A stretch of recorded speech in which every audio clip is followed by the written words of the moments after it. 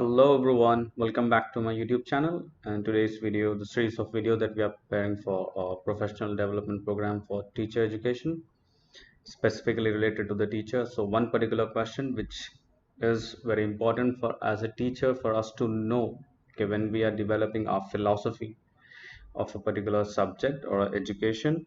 So we need to keep this thing in mind, okay, what is philosophy? Because this question can come up impromptu to you, and suddenly if you haven't read the articles related to that, I first of all I request you to just go through research, find out the articles related to that, and then you can get a gist of what is there in each philosophy, philosophical thoughts that we have for education, which will cement your knowledge about educational philosophies. And most of you who have done the professional bachelor of education definitely must be knowing it. It's just a recapitulation of what are the types of philosophies that exist in education that we will be discussing. First of all, as a basic question, philosophy, what does that mean actually? Philosophy, philo is love, sophos is wisdom. So it's basically nothing but love of wisdom. So, but why do you have to know that? Why should you know that? What is the role of philosophy? It's just in a simple, crisp statement, you can say it examines the goal, forms, methods, and meaning of education, which in the next video I'll be discussing about the goal, forms, method, and meaning of actual education. But in this particular video, we'll be just going an overview of different types of philosophies that exist. As I said, they are essentialism, perennialism, progressivism, existentialism, behaviorism, constructivism, and reconstructionism. So the gist of that in a crisp, if you have to say what is it, what exactly each tells you, is written over there just below to that. Like essentialism tells you about learning the fundamental 3 R's. What are the 3 R's that we have? Reading, writing, and right conduct. Perennialism, the focus of this is to make use of the great books, means get the knowledge mostly from the books. Progressivism, the main centered or like option is like learning by doing. Like student learns when we involve them. As existentialism is like you should have an individual choice. A student should be given an individual choice to progress. Behaviorism, modifying the behavior. The main idea behind that thought, philosophical thought, is modifying behavior. Constructivism says that constructive meaning should be there in learning. Reconstructionism means having a social reform. So let us just discuss each one in detail as this through the pictures that I have tried, giving them essentialism, perennialism, like the one that we have discussed over there above slide. Now, essentialism, it trains the mind with what are essentials basically. Why teach? Why do we have to teach this? Because it instills students with essentials of academic knowledge, enacting a going back to basic approach. What to teach in that? Rudiment skill, the fundamental skills, as I said, reading, writing, arithmetic, and conduct. How to teach it? Like what is the emphasis on? What is the focus more on? The subject matter. And it covers like entire longer academic year for the core requirements. Moving on to the next, perennialism. It by the word itself means perennial, everlasting, lasting impact. And why do we have to teach? Because it creates in our students to think rationally and develop a mindset that can think critically. And what to teach in that? Refer from classic to great books, because they tells or focus more in about the books that give us an active source of knowledge. How to teach? What do we have to teach? Because it's mostly based upon a classroom base, which is of course a teacher centered, where students are passive, they're not involved active.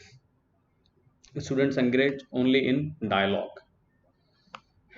That is a specific word which is given by the school of thought, Socratic dialogue.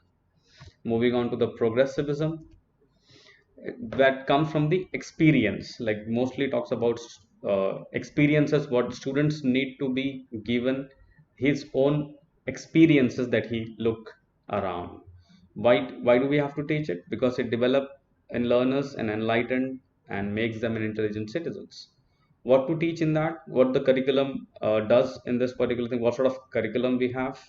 As I said, students need and relate to their personal life and experience. And how to teach that? Experiential learning. Whatever they experience, that forms we have to create. Educators believe that Learning is by doing. The student learns when we involve them. Existentialism philosophy that focus individual choices means they have to choose their purpose of life, and only then they can get the real essence of education. And why do we have to teach it? Because it helps them to understand their own uniqueness.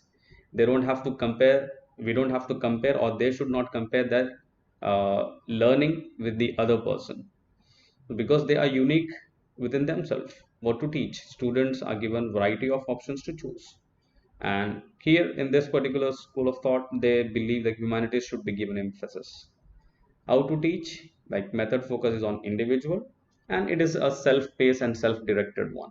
Like student is more of a sort of like what we can say intrinsically motivated. Like definitely he will have an option to choose, but he should be intrinsically motivated in order to understand his own potential. Now, coming back to the behaviorism, it's nothing but to modify the changes.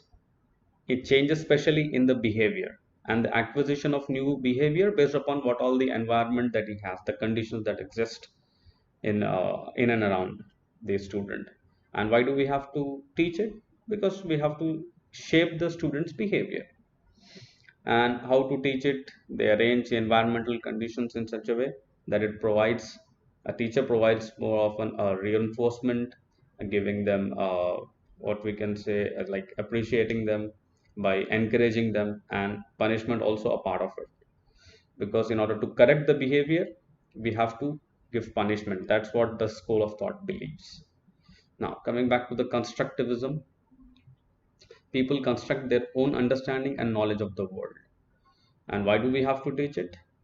To develop intrinsically motivated and independent learners. We are creating independent learners with the skills needed to be an independent learner.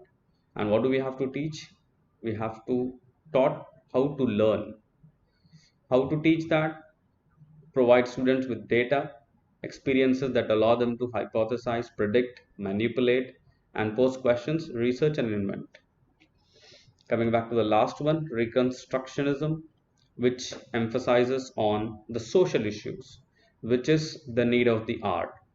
Reconstructionism is nothing but what is the requirement of the society. Is our curriculum or are our students up to date with what are the social issues that exist in our society to create a better one? And why do we have to teach it? To attain, of course, the social reforms. Want what to teach in that? As I said, student takes social action in solving the real problems, and it is done through inquiry, through the multiple perspectives, the dialogue, questionnaires, going one on one in the involving themselves actively in the society, meeting with the people to discuss, or meeting with their own peers in class to discuss about what are the issues that exist in the society, to want to know what are the real issues.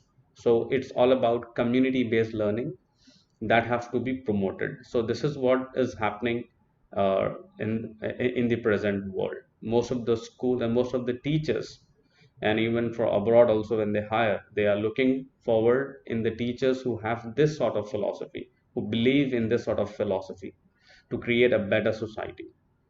I hope you like the video. Please like and subscribe for more such videos. Thanks for watching.